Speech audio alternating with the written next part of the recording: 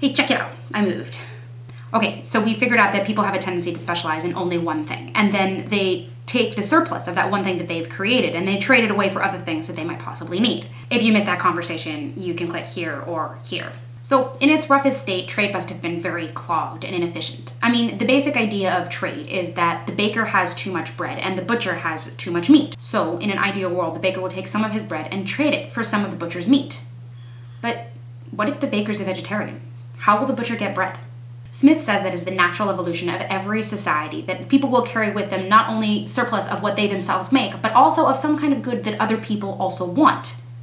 He says that the more people that do this, the more likely that good that everybody's carrying around is going to be the same thing. As evidence, he brings ancient scriptures that speak of the value of certain items in terms of oxen. But he also says that this was probably very inconvenient. I mean, imagine that in order to buy something, anything, say a toaster oven, the money that you had to bring with you to the store in order to purchase it had to be fed and cleaned up after, and not to mention was the size of a motorcycle.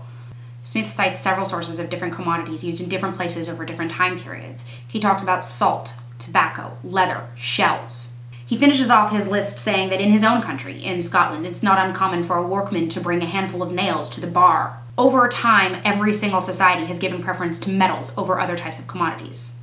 And, I mean, it makes sense. It doesn't spoil. You don't have to feed it or clean up after it. It's light, it's transportable, and most importantly, its most relevant advantage is that it's very easily broken up into pieces and then fused back together without losing any value. If a person goes to the market with his ox, and he really, really needs a duck, he has absolutely no choice but to exchange one full ox for one little duck.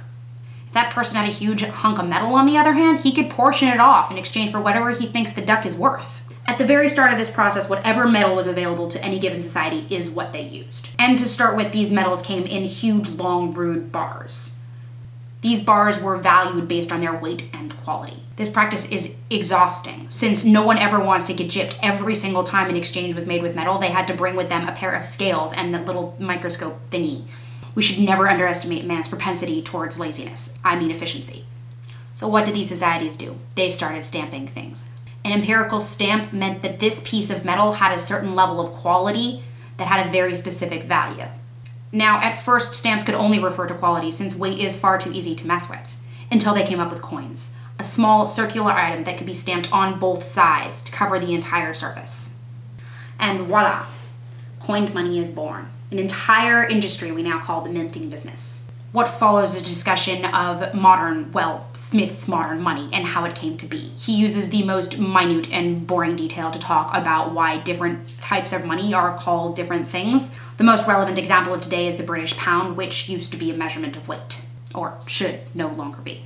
And so we have money. But value.